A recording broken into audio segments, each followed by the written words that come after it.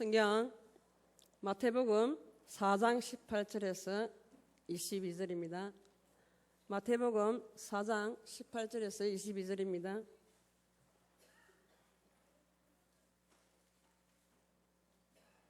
다 찾았으면 합독하겠습니다. 4장 18절에서 22절 시작. 갈릴리 해변에 다니시다가 두 형제 곧 베드로라 하는 시몬과 그의 형제 안드레가 바다에 금을 던지는 것을 보시니 그들은 어부라 말씀하시되 나를 따라오라 내가 너희를 사람을 낚는 어부가 되게 하리라 하시니 그들이 곧 그물을 버려두고 예수를 따르니라. 거기서 더 가시다가 다른 두 형제 곧 세베대의 아들 야고보와 그의 형제 요한이 그의 아버지 세베대와 함께 배에서 그물 깁는 것을 보시고 부르시니 그들이 곧 배와 아버지를 버려두고 예수를 따르니라. 아멘. 오늘 말씀을 전하실 강사 목사님은 다 아시다시피 한강 이남에서 제일 좋은 교회에 신무하시는 신동진 목사님이십니다. 가치의 역전, 헌신의 시작이라는 말씀을 선포하실 때에 많은 은혜의 시간이 되시면 좋겠습니다.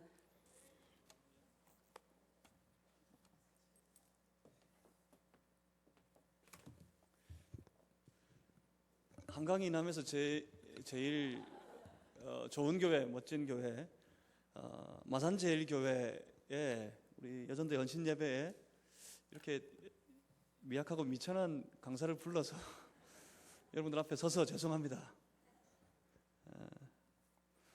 그래도 아직은 좀 새로울 때, 함께 헌신을 생각해 볼 수 있을 때, 이 헌신의 말씀을 함께 나눌 수 있게 돼서 참 감사합니다. 가치의 역전 헌신의 시작이라는 제목으로 마태복음 4장 18절 이하 22절 특별히 시몬과 그의 형제 안드레의 헌신을 생각하면서 함께 헌신을 다짐하는 그런 귀한 시간이 되었으면 좋겠습니다. 제가 잠시 기도하겠습니다. 살아계신 하나님 아버지, 오늘 오후에도 주의 거룩한 백성들이 함께 모여서 여전히 하나님 앞에 예배드리길 원합니다. 특별히 오늘 오후에는 우리 5에서 9 여전도회 회원 전체 일동이 하나님 앞에 헌신을 다짐하는 귀한 헌신의 예배를 올려드립니다. 주여, 우리가 주님의 나라와 주의 영광을 위해, 특별히 주가 우리에게 맡기신 사명을 위해 헌신하기를 원합니다. 주여, 우리의 헌신을 통해 우리의 충성으로 인하여서 이 땅 가운데 거룩하신 우리 아버지 하나님의 나라가 이루어지게 하여 주시옵소서. 세상 권세는 물러가고 우리 밟는 땅마다, 우리가 나아가는 곳마다 우리 하나님께서만 하나님 되시고 우리 주 예수 그리스도께서 친히 통치하시고 다스리시는 하나님의 나라가 세워지게 하여 주시옵소서. 주님, 말씀해 주시옵소서. 우리로 그 길을, 그 말씀조차 가게 하여 주시옵소서. 성령님, 우리의 예배를 주장하시고 우리의 예배를 덮어 주시옵소서. 예수 그리스도 이름으로 기도하옵나이다. 아멘. 소위 명품을 선호하던 시대는 이제 끝이 나고 있습니다. 명품 옷, 명품 시계, 명품 가방 하나씩 들고 계신가요? 명품 가방 들고 계신 분 손 들어 보십시오.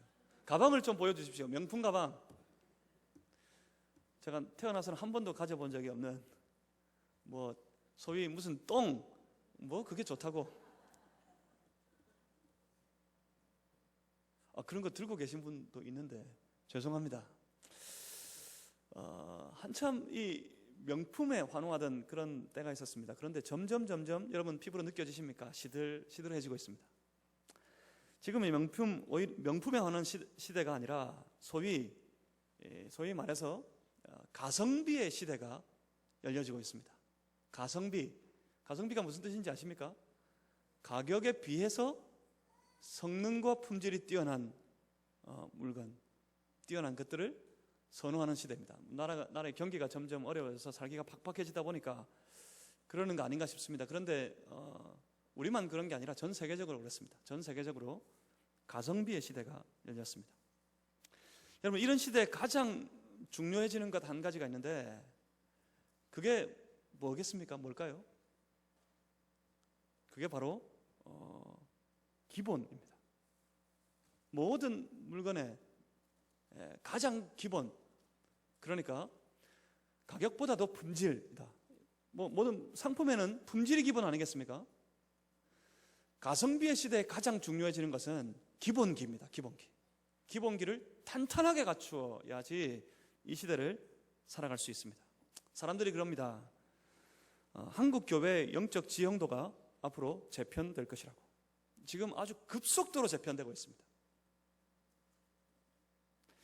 한때 전 세계에서 가장 큰 교회가 서울 모처에 있었습니다. 여러분 아십니까? 세계에서 가장 큰 교회, 그 교회뿐만 아니라 각 교단별로 세계에서 가장 큰 교회는 전부 대한민국에 다 있습니다. 정말 놀랍습니다. 그런데 언제부턴가 그 큰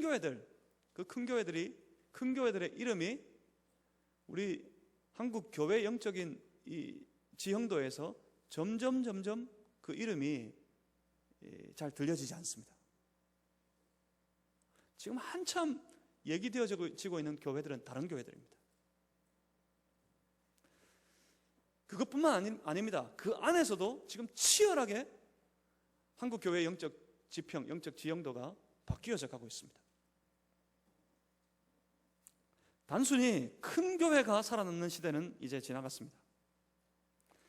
지금 살아남을 교회들은 아주 강력한 영향력이 있는 교회, 그런 교회들이 살아남을 것입니다. 그러니까 다시 말하면 교회 흉내를 내는 교회가 아니라 진짜 교회, 하나님 앞에서 진정으로 건강한 교회, 하나님 앞에서 진정으로 사명을 능히 감당하는 교회, 그래서 지역을 변화시키고 그 지역사회 안에 큰 영향을 끼치는 그런 교회들이 살아남을 겁니다. 그 길의 가장 출발이 신앙의 기본기를 다시 교회가 다지는 것에서부터 시작됩니다. 신앙의 기본기. 신앙의 기본기에 충실한 교회들, 그 교회들이 건강한 교회이고 그 교회가 강력한 영향력을 나타내기 시작할 겁니다. 신앙의 기본기, 교회의 가장 영적인 기본기가 뭐가 있을까요? 예배가 살아있는 교회. 여러분 주일마다 교회 무엇 때문에 오십니까? 이걸 잘 생각해 보시면 교회가 뭐 하는 곳인지 여러분 아실 거예요. 주일마다 뭐 하러 교회 오십니까? 교회 오면 누가 여비 준다고 그러던가요? 교회 오면 맛있는 밥 줍니까? 예, 맛있는 밥이 있습니다. 어떤 사람들은 그 동네에서 밥이 가장 맛있는 교회를 찾아다니는 분도 있다고 하더라고요. 우리 교회 밥이 맛있어서 오늘 여기 와 계신 분도 계실 수 있겠습니다. 그렇지만 그것 때문에 교회 오지는 않습니다. 우리는 왜 교회에 모입니까? 사람들이 뭔가 이익을 보기 위해서 그렇지 않습니다. 무엇 때문입니까? 예배 드리기 위해서. 교회를 함께 모일 때는 예배 드리기 위해서 모입니다. 그래서 교회의 모든 사역 중에, 교회의 모든 섬김 중에 가장 중요한 게 그럼 뭘까요? 예배입니다. 예배.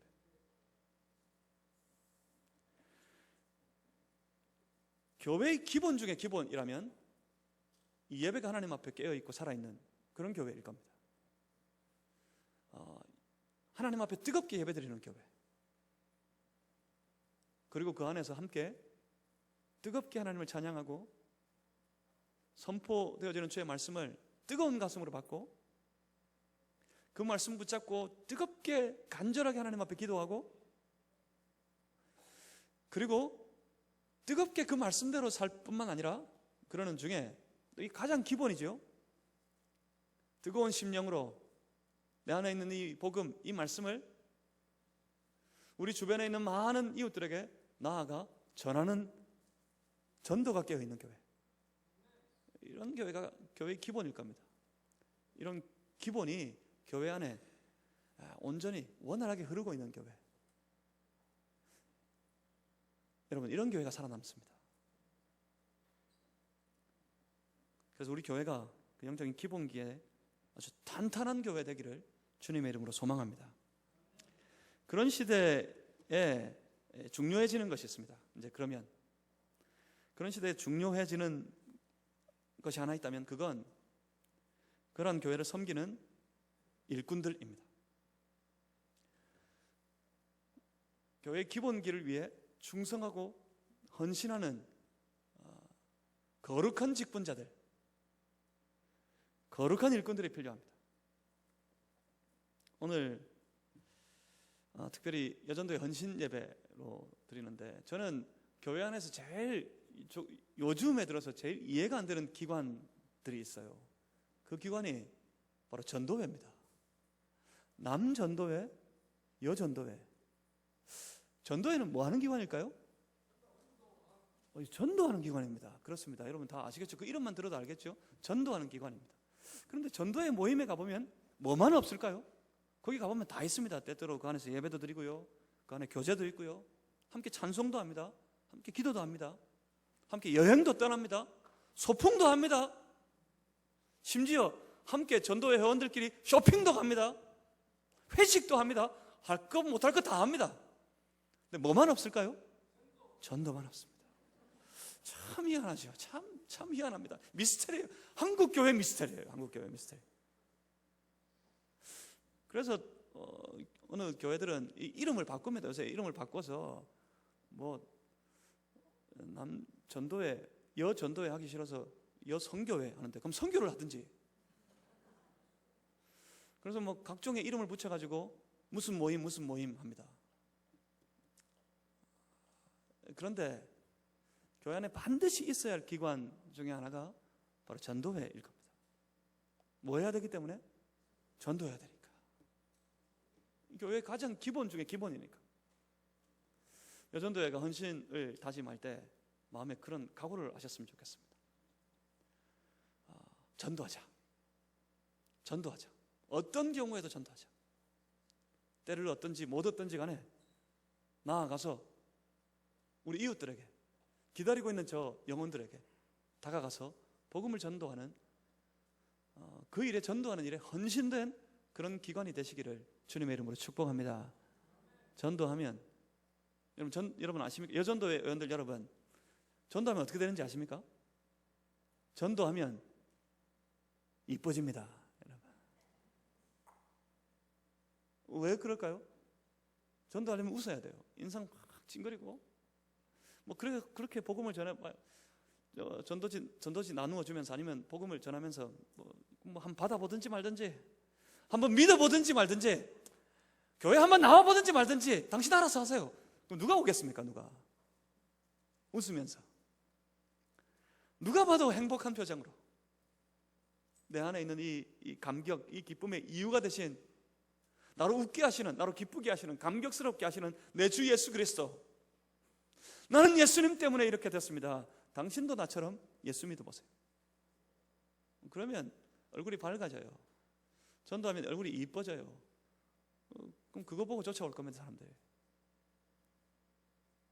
그렇게 헌신을 다짐하는 여전도회가 되었으면 좋겠습니다. 그런 사람들이 필요합니다. 재직과 직분자들이 필요합니다. 단순히 재직과 직분자라는 이름을 먹고 사는 이들이 아니라 정말 예수의 사람으로서 일어나 주가 주신 말씀을 통해 사명을 발견하고 그 사명을 위해 뜨겁게 충성하고 뜨겁게 헌신하는 그런 사람들, 그런 일꾼들이 필요한 시대입니다. 오늘 우리는 그 헌신된 일꾼의 가장 기본의 장면을 함께 만나시게 될 겁니다. 오늘 예수님께서 누군가를 부르십니다. 우리 주님의 부르심 앞에 함께 서게 될 겁니다. 주님의 이 부르심은 세상의 역사를 바꾸었습니다. 본문에서 한번 그 부르심의 장면을 살펴보실 텐데, 먼저 이 본문 가운데서 가만히 보시면 예수님께서 지금 많이 분주하십니다. 한 해변가를 분주하게 이리저리 다니고 계십니다. 보면 18절에 이렇게 말씀합니다. 갈릴리 해변에 다니시다가 갈릴리 해변을 쭉 다니고 계셨단 말입니다. 왜, 무엇 때문이었을까요? 해변을 구경하기 위해서가 아닙니다. 지금 예수님께는 아주 특별한 목적이 있어요. 이 해변을 거닐어 다니시는 데는 다른 목적이 있습니다. 갈릴리 해변에 다니시다가 두 형제 곧 베드로라 하는 시몬과 그의 형제 안드레가 바다에 금을 던지는 것을 보시니 그들은 어부라. 갈릴리 해변을 두루 다니시는 예수님은 지금 무언가를 본문 가운데 보십시오. 보시니, 그러니까 보고 계셨습니다. 무언가를 뚫어져라 보시는 우리 주님의 이 눈은 온 세상을 바꾸어 버리는 역사로 나타나게 됩니다. 무엇을 보셨습니까? 우리 예수님 뭘 보고 계실까요? 예수님은 언제나 사람을 보십니다. 예수님의 눈은 항상 자기의 사람들에게 고정되어 있습니다. 예수님 왜 오셨는지 아십니까? 예수님 무엇 때문에 오셨죠? 예수님 누구를 위해 오셨죠? 여러분, 오해하시면 안 됩니다. 예수님은 천하 만민을 위해 이 땅에 오신 것이 아닙니다. 예수님 왜 이 땅에 오셨습니까? 아들을 낳으리니 그 이름을 예수라 하라. 이는 그가 누구를 위해서요? 자기 백성을 저들의 죄에서 구원하기 위해서. 예수님 왜 오셨다고요? 누구를 위해 오셨다고요? 자기 백성들을 위해서 오셨습니다. 사망의 권세에 사로잡혀서 신음하고 살아가는 자기 백성들을 보다 못해 그들을 사랑하셔서 그들을 그 사망 가운데 구해내시기 위해, 자기 백성들을 구원하시기 위해 예수님은 이 땅에 오셨습니다. 하나님이신 그분이 사람이 되어 이 땅에 오셨습니다. 누구를 보셨습니까? 그때도 예수님은 자기 백성들에게 시선이 고정되어 계십니다. 우리 주님은 사람을 보십니다. 우리 예수님은 철저하게 사람만 보십니다. 사람 아닌, 사람 살아가는데 필요한 도구들 있죠. 필요한 수단들 있지요. 뭐 있습니까? 돈이 있겠습니다. 또 뭐 있습니까? 여러분 사는데 돈만 필요하십니까? 또 뭐 있습니까? 건강도 필요하고 또 뭐 있겠습니까? 뭐 그런 게 있겠습니다. 예. 대답을 안 하시는데 대답을 좀 해주십시오. 오후에는, 앞으로도 이후에 계속 제가 오후 예배를 함께 여러분과 나누게 될 텐데, 오후에는 좀 자유롭게 여러분 얼마든지 소리를 높여서 대답도 해주시고, 제가 물으면, 제가 묻지도 않았는데 함부로 대답하시고 그러면 제가 곤란해집니다. 그거보다 제가 물으면 대답도 좀 해주시고, 예, 이렇게 좀 주고받는 것이 있는 그런 좀 역동적인 예배가 되었으면 좋겠습니다. 여러 가지 수단들이 있는데 우리의 시선은 기이하게도 그런 것에 가 있어요. 돈만 보고, 외모만 보고, 외적인 일들만, 여러 가지 우리가 사는데 필요한 수단들만, 그런 것들만 바라보고 집중해서 삽니다. 그런데 예수님은 그런 것에 관심이 없으셨습니다. 오직 사람들에게 관심이 있었습니다.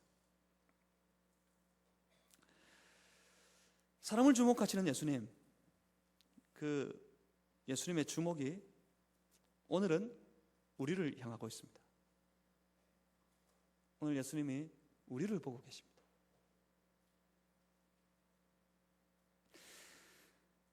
지금 주님은 누군가를 가만히 보고 계신데 그 보실 때 무엇을 생각하셨을까? 왜 그들을 보셨을까요?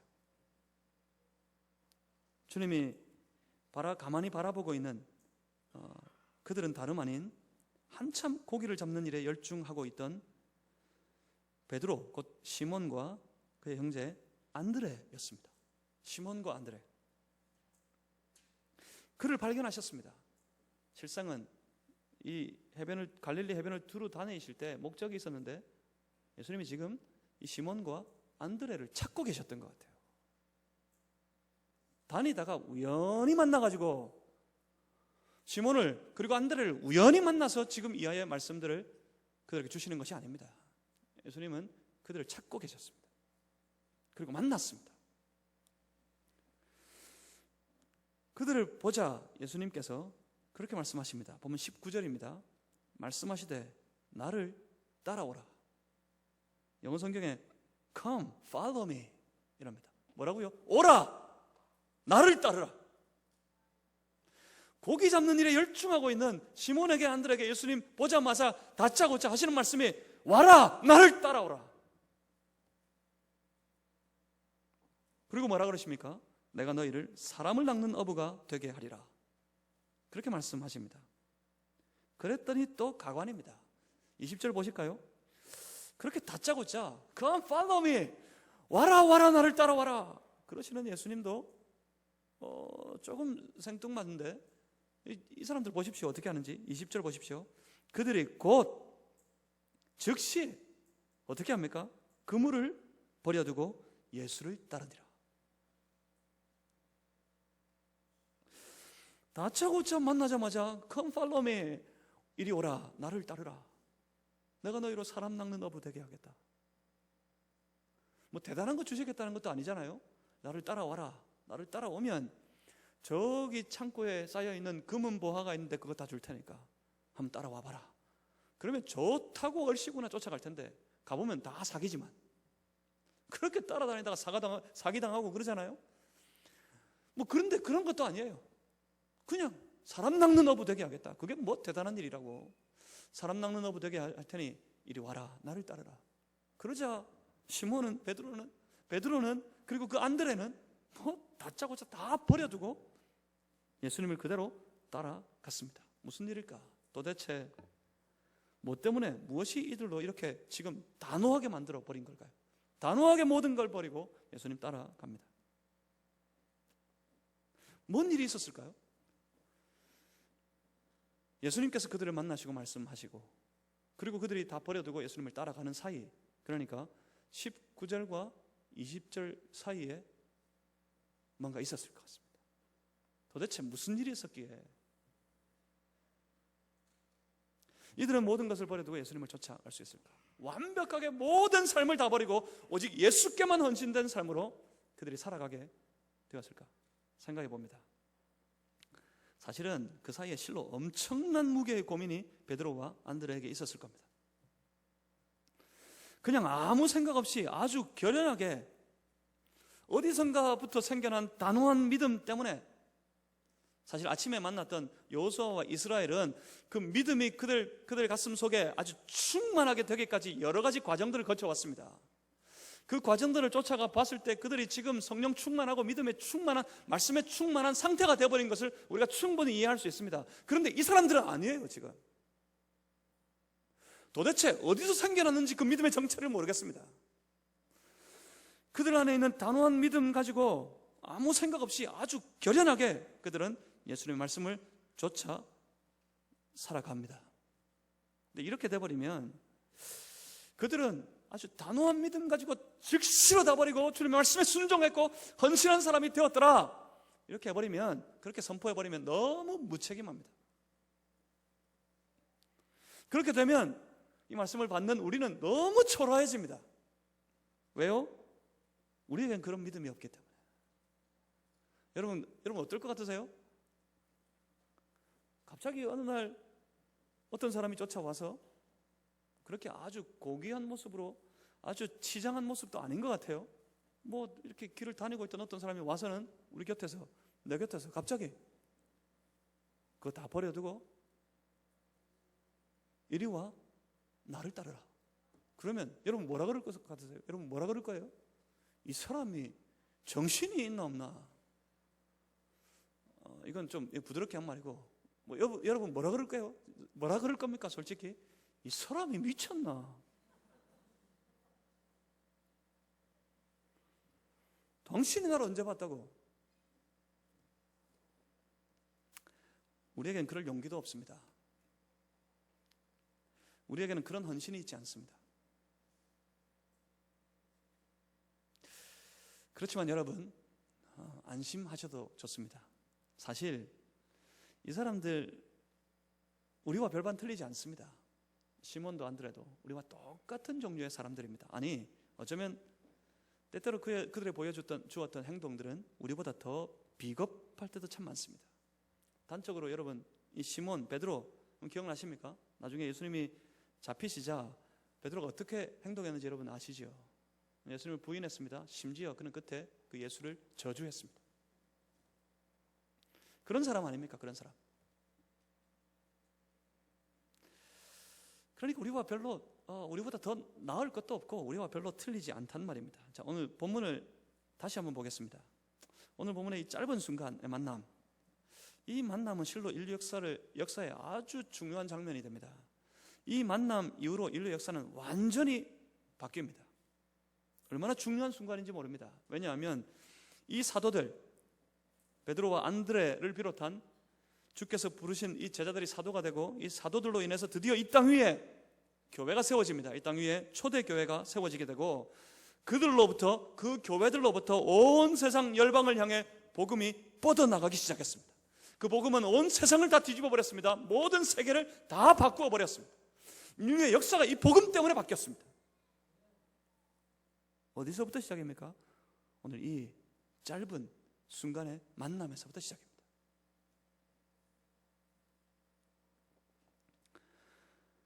그리고 이들은 그들 개개인이 모두가 다 그들이 전하는 복음을 위해서 자기의 생명을 걸었던 사람입니다.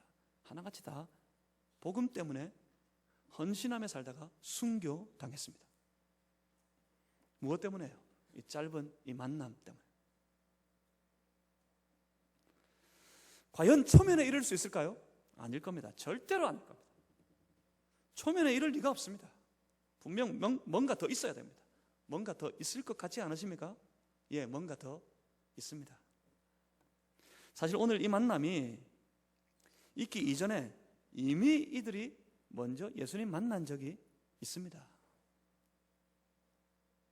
그때 그 만남은 이들의 생각을 완전히 뒤집어 버리는 놀라운 실로 혁명과도 같은 그런 만남이었어요. 그 만남이 먼저 있었습니다. 그때 그들은 예수님의 말씀을 들었고, 그때 그들은 예수께서 하시는 놀라운 일들을 목격했습니다. 그 일들을 보면서 이미 그때 이들은 예수님이 메시아일 거라고 생각했습니다. 그때가 언제인지 한번 보실래요? 제가 거짓말하는 것 같으세요? 초면이 아니란 말입니다. 지금 보시겠습니다. 요한복음 1장 35절 이하 찾아보겠습니다. 요한복음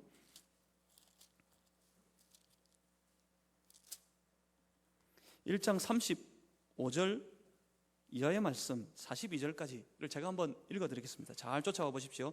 또 이튿날 요한이 자기 제자 중 두 사람과 함께 섰다가, 요한은 누구 요한인지 아시겠습니까? 세례 요한. 세례 요한이 누구들과 함께 있었다고요? 자기 제자들과, 요한의 제자들과 함께 섰다가 36절입니다. 예수께서 건의심을 보고 말하되 보라, 하나님의 어린 양이로다. 두 제자가 그의 말을 듣고 예수를 따르거늘, 두 제자가 요한을 떠나서 예수님을 쫓아갔습니다. 예수를 따르거늘 38절입니다. 예수께서 돌이켜 그 따르는 것을 보시고 물어 이르시되 무엇을 구하느냐? 이르되 랍비여 어디 계시오니까 하니, 랍비는 번역하면 선생이라.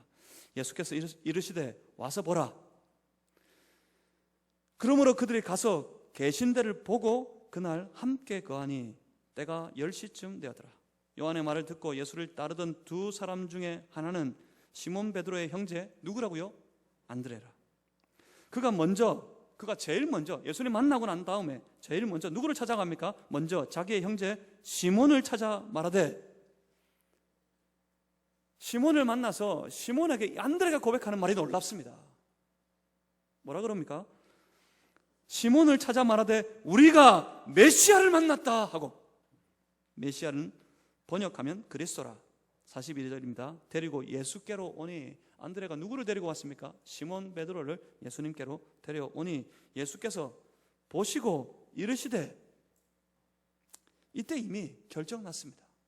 뭐라 그랬습니까? 네가 요한의 아들 시몬이니 장차 게바라 하리라 하시니, 게바는 번역하면 베드로라. 무슨 말입니까? 그들은 예수님 만났습니다. 그들의 처음 서로를 향한 고백을 기억하십니까? 우리가 메시아를 만났다. 이 만남 이후 안드레는 그리고 시몬은 잠시도 그분을 잊을 수가 없었습니다. 그분이 하시는 일들을 몸발쳐서 바라보면서 그들은 놀라지 않을 수 없었습니다. 과연 저는 메시아이시다. 그들은 이 예수님을 따르고 싶었습니다. 예수님을 따라 그의 제자가 되고 싶었습니다. 하지만 그들은 생각했습니다. 이렇게 미천한 우리가 어떻게, 이렇게 낮고 천한 우리가 어떻게, 이렇게 부족한 내가 어떻게 저 예수님을 좇으며 예수님을 따를 수 있을까? 과연 예수님이 우리를 받아주실까? 그들은 생각했습니다. 예수님이라면, 그 능력과 그 권세라면 분명 예수님은 저 바리새인들, 제사장들, 서기관들, 그렇게 많이 배우고 지위도 높고 능력도 있는 그런 사람들을 만나서 그런 사람들을 부르시고 그런 사람들과 함께 이 땅의 주의 일들을, 그리스도의 일들을 감당하셔야 격이 맞지 않을까 싶었을 겁니다. 하나님 나라를 선포하시는 주님 앞에 각색 병 가진 자들이 단지 말씀만으로 고치심을 받는 것을 보고 그 주님의 능력 앞에서 그들은 자신을 돌아볼 때 너무나도 초라하고 무력해 보였습니다. 그저 부끄러웠습니다. 어떻게 알 수 있습니까? 누가복음 5장을 보면 예수께서 이들을 부르시는 장면이 있는데, 그들을 만날 때 그들이 예수님을 만나자마자 특별히 베드로가 가장 먼저 뛰어가서 그 예수님의 발 앞에 엎드려 고백했던 말을 여러분 떠올릴 필요가 있습니다. 예수님 만나서 그때 누가복음 5장에는 베드로의 반응이 어땠는지 아십니까? 뭐라 그랬을까요? 어떻게 고백했습니까? 주여 나를 떠나소서. 나는 죄인이로서, 나는 죄인입니다.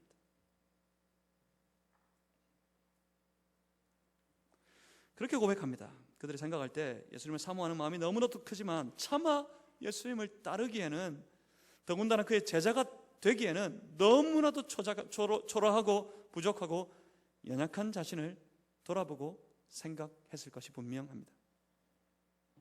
그런데 어떻습니까? 그런데 여기 보십시오. 그 주님, 메시아라고 고백하고 메시아로 믿고 있는 그 주님, 그렇게 사모하고 그렇게 따르기를 원했던 그 주님, 그런데 오늘 그 예수님이 지금 그들을 찾아오셨습니다. 기꺼이 그들을 찾아와 만나 주셨습니다. 예수님이 친히 그들 앞에 서셨습니다. 그들이 찾아간 것이 아닙니다. 그런 마음으로, 호기심이 가득한 마음으로, 기대가 가득한 그런 마음으로 예수님을 찾아 헤맸던 것이 아닙니다. 오히려 예수님이 그들을, 저 시몬을, 저 안드레를 찾아 헤매시어서 만나 주셨습니다. 이 한순간의 만남의 실로 그들의 인생을 송두리째 바꾸어 놓았습니다. 이제 저들의 온 인생을 걸고 살아갈 삶의 가치가 바뀌었습니다. 이전과는 전혀 다른 삶이, 다른 종류의 헌신이 저들의 삶에 이제 비로소 막 시작되려고 합니다. 그 주님이 오늘 우리를 찾아오십니다. 세상 사는 일에 고달프고 지쳐 한숨밖에 나오지 않는 우리의 인생에 우리 예수님이 찾아오셨습니다. 막 사는 게 짜증이 나죠. 막 사는 게 짜증이 나고, 지금 장마철인데 날도 꿉꿉하니까 더 그래요. 막 하루하루가 막 짜증이 나고. 그렇지 않으세요? 사는 게 그냥 화만 납니다. 화만 나는 우리, 자식 걱정에 마음 놓을 날이 없고 늘 마음에 고민이 가득하고 문제를 가득 안고 살아가는 우리, 그런 우리를 조용히 바라보시고 우리를 찾아오시는 분이 있습니다. 그가 조용히 내 곁에 오셨습니다. 그리고 우리를 부르십니다. 나를 따르라. 나를 따르라. 바로 우리 주님, 우리 주 예수 그리스도, 그분이십니다. 우리도 만날 수 있습니다. 왜냐하면 그가 우리를 찾아오셨으니까요. 눈을 열면 내 앞에 계신 예수님 만날 수 있습니다. 그분만 만나면 바뀝니다. 그분 제대로 만나면 인생이 변합니다. 그분 만나면 삶을 다 걸 수 있습니다. 그 주 예수 그리스도께 인생을 걸고 그를 위해 헌신하며 살아갈 수 있습니다. 예수님 만나면 인생이 바뀝니다. 오늘 예수님을 만나는 이 베드로처럼 말입니다. 그리고 또 뽕나무 위에서 예수님 만났던 삭개오처럼 말입니다. 또 어떻습니까? 가늠하다가 예수님을 만났던 한 장녀처럼 말입니다. 예수님을 부인하고 저주하다가 예수님을 만나 그의 모든 삶이 바뀌었던 사도 바울처럼 말입니다. 그런가 하면 바울뿐이겠습니까? 바울보다도 더 예수님 못사게 굴다가 예수님 만나서 그 인생이 완전히 송두리째 바뀌어버린 여기 신목사처럼 말입니다.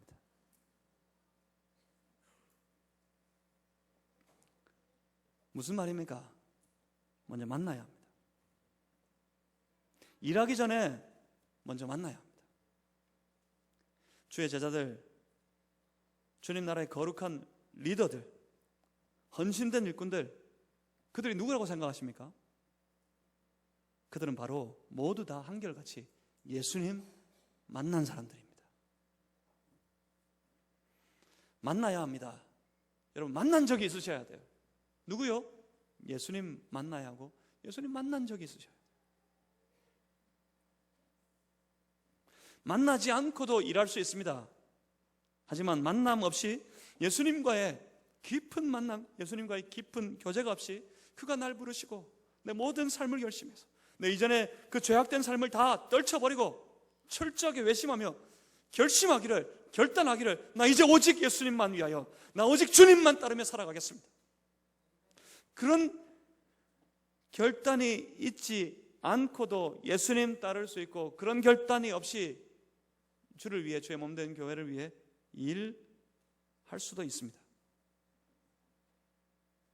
삶의 가치가 세상에서 예수님으로 바뀐 적이 없어도 섬기며 일할 수 있습니다. 그런데 그런 섬김과 그런 충성과 그런 봉사는 어디까지인지 아십니까? 어디까지? 딱 한계가 있습니다. 내가 손해보기 전까지, 내게 손해가 되기 직전까지입니다. 이까지는 괜찮다. 이후로는 손해예요. 시간도 손해고 물질도 손해고 내 삶에 가진 것들이 전부 허비되는 것 같고 소비되는 것 같아요. 손해보는 것 같아요. 그때부터는 멈춥니다. 왜요? 아까우니까. 뭐가 아까워요? 내 열심이 아깝고 내 물질이 아깝고 내 시간이 아깝습니다. 아까운데도 계속 하던 게 돼가지고 멈출 수가 없습니다. 아까움에도 불구하고 계속 합니다. 아까움에도 불구하고 계속 하다 보면 나타나는 뚜렷한 특징이 하나 있습니다. 뭘까요? 아까운데도 계속해. 뭐가 나타날 것 같으세요? 불평이 나타납니다. 불평을 품고 어떠세요? 일합니다. 계속해서 일합니다. 마지못해 하게 됩니다. 그러니까 불평을 품고 일하기 시작할 때는 마지못해 하는 거예요. 그 순간부터. 그렇게 불평 가운데 계속해서 일하다 보면 어떻게 될 것 같습니까? 모두 똑같습니다. 전부 똑같아요. 제가 지금까지 교회를 섬기면서 짧은 인생이었지만, 이제 짧은 목회 경력이지만, 제 목회 경력을 통해서 많은 분들 똑같은 현상을 봤습니다. 그 불평 가운데 계속해서 일하다 보면 어떻게 될까요? 똑같이 예외 없이 전부 지칩니다. 영어로 번아웃 돼버립니다. 번아웃이 뭔지 아세요? 다 타들어가 버린다고요.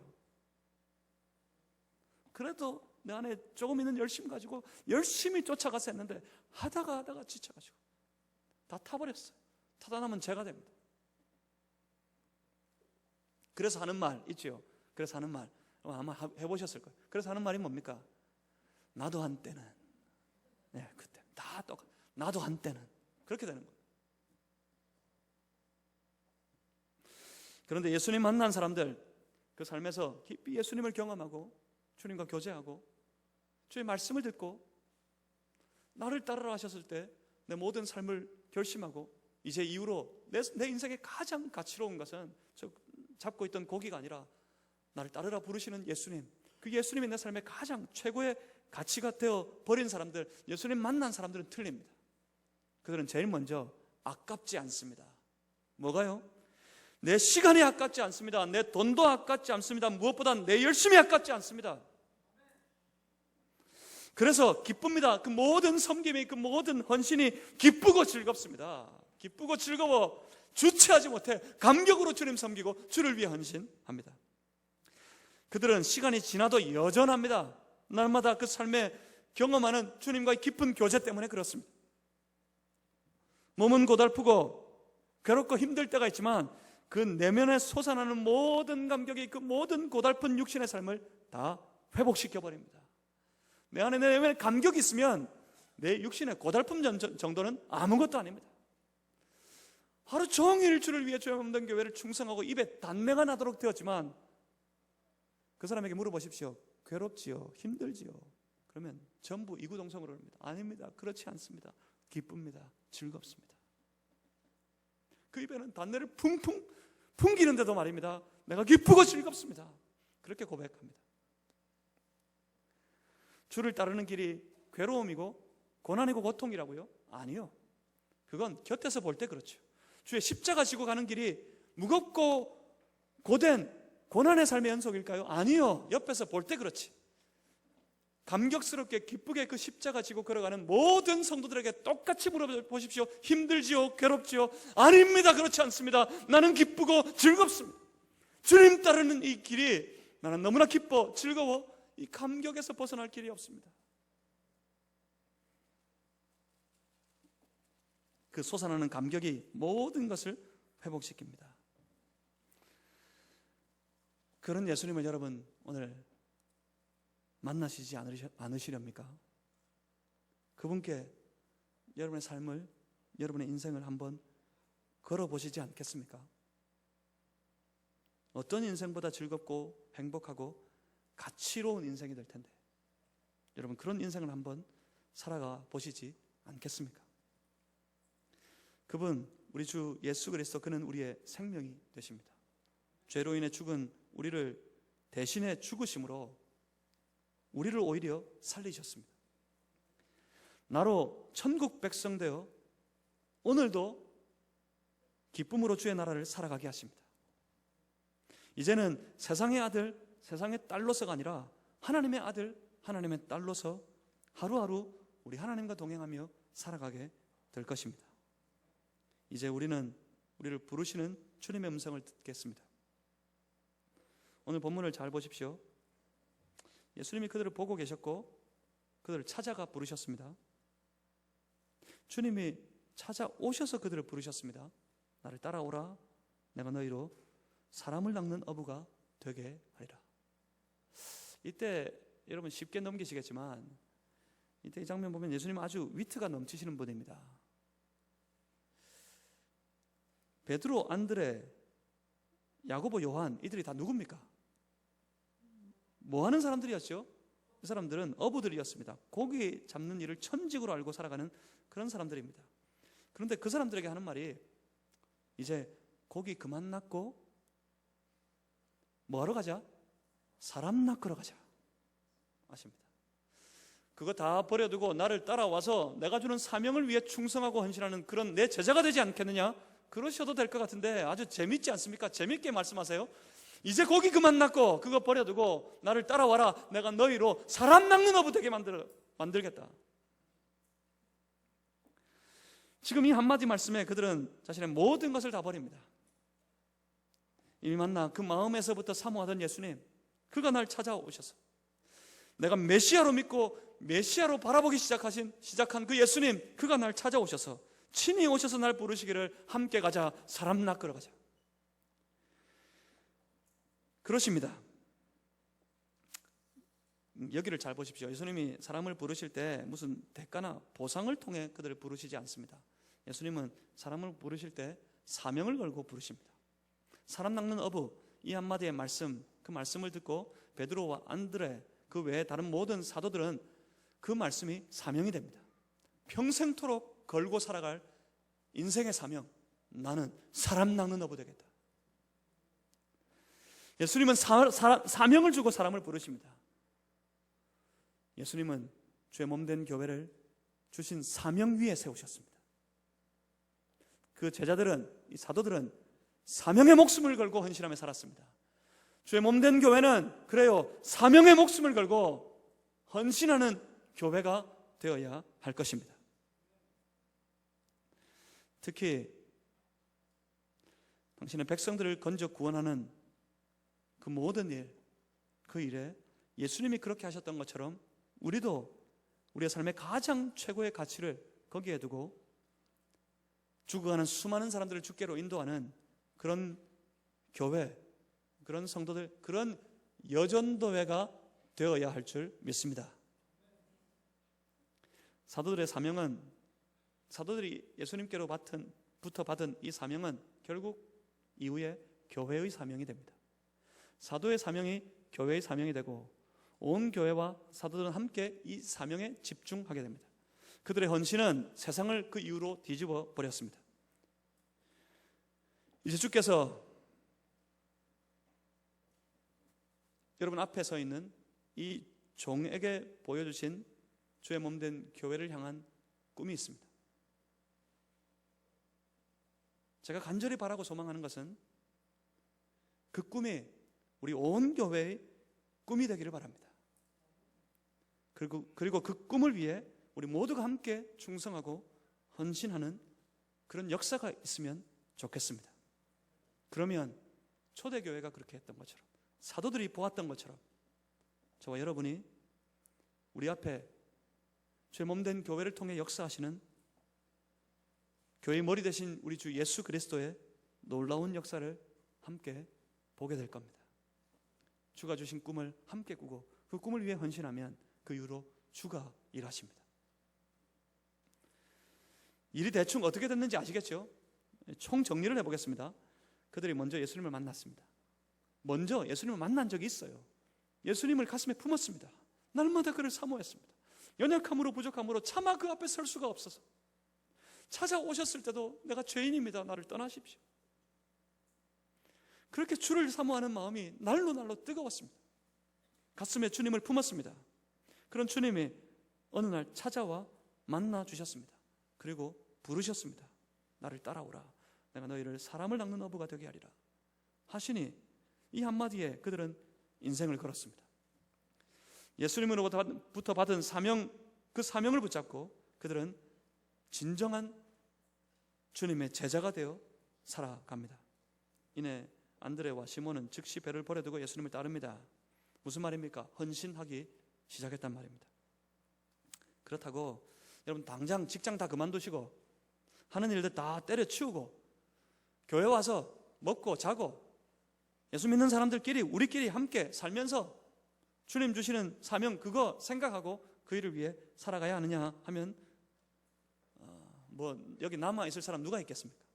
여러분 다 전다 다 팔고 교회 오세요. 그러면 당장 이신 목사는 이단이 되고 여러분이 날 쫓아내든지 여러분이 다 도망가든지 둘 중에 하나가 될 겁니다. 그렇지만 여러분 안심하십시오. 오늘 말씀은 결코 여러분 삶의 터전 전부를 다 버려라 하시는 말씀이 아닙니다. 직장 그만두고 예수님만 따라야 된다 그런 말씀이 아닙니다.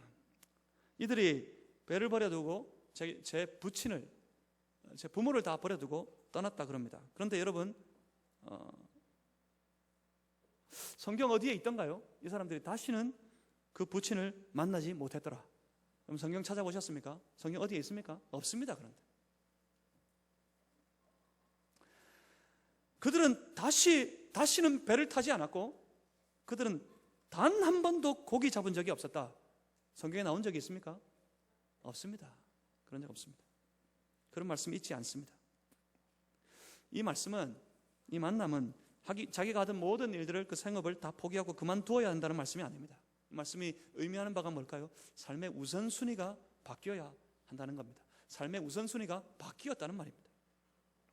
삶의 가치가 바뀌었다는 말입니다. 삶의 가치가 바뀌어야 한다는 말입니다. 오늘 우리 주님은 우리를 만나셔서 당장 다니는 직장을 그만두고 부모를 다 버리고 교회 와서 살아라 그렇게 말씀하시지 않습니다. 그러니 안심하셔도 되겠습니다. 오히려 우리 주님은 지금 여러분 살아가는 모든 삶의 터전 위에서 여러분 다니시는 그 직장에서 여러분이 함께 섬기며 세워가시는 그 가정 속에서 바로 그곳에서 주님의 영광을 위해 살아가라고 도전하십니다. 바로 그 자리에서 주의 제자가 되어야 한다고 우리를 부르십니다. 바로 그 자리에서 주의 복음을 전해야 한다고 우리에게 말씀하십니다. 그렇습니다. 이 땅 모든 것이 바로 우리 주님이 세우시는 주님의 나라입니다. 바로 이곳 우리 주님의 나라에서, 그리고 주의 몸된 교회에서 우리 예수님께만 삶의 가치를 두고 살아가는 그런 주의 진정한 제자들이 되시기를 주님의 이름으로 소망합니다. 우리 주님과 함께 손잡고 나를 변화시키고 가정을 변화시키고 세상을 변화시키는 저와 여러분들 다 되시기를 주님의 이름으로 소망합니다. 오늘 주님이 오십니다. 우리를 부르시면서 주님은 우리에게 말씀하십니다. 그렇다면 우리 만납시다. 그 주님 앞에 서서 만납시다. 더 이상 시간이 없습니다. 주님을 만나 주의 음성을 듣고 제발 이제는 더 이상 의미 없는 하루하루 헛된 날들을 살아가지 말고 주님과 함께 변화된 나의 삶을 살아가고 주님과 더불어 함께 세상을 변화시키는 그런 사람들 되시기를 주의 이름으로 축복합니다. 다 같이 주님을 향해 함께 고백했으면 좋겠습니다. 나 주님 사랑합니다. 나 주님만 따르렵니다. 나 주님 뜻대로 살기로 했습니다. 주님 뜻대로 살기로 했네. 이 찬양 아십니까? 이 찬양 영어 가사는 그렇습니다. I have decided to follow Jesus. 무슨 말일까요? 나는 이미 결심했습니다. 나 주님만 따르기로. 그대로 직역해서 번역하면 그겁니다. 나는 이미 결심했습니다. 예수님 따르기로. I have decided to follow Jesus. I have decided to follow Jesus. I have decided to follow Jesus. No turning back, no turning back. 나 돌아서는 일은 이제 결코 없을 것입니다. 주님 뜻대로 살기로 했네. 주님 뜻대로 살기로 했네. 주님 뜻대로 살기로 했네. 기도하겠습니다. 살아계신 아버지 하나님, 오늘도 우리를 찾아오시니 감사합니다. 주여, 우리를 부르시니 감사합니다. 내 사모하는 주님, 주님 오시는 그날까지, 주님 앞에 서게 될 그날까지 오직 주님을 따르며 주가 맡기신 사명에 충성하고 헌신하는 주의 거룩한 백성들 되게 하여 주시옵소서. 예수 그리스도 이름으로 기도하옵나이다. 아멘.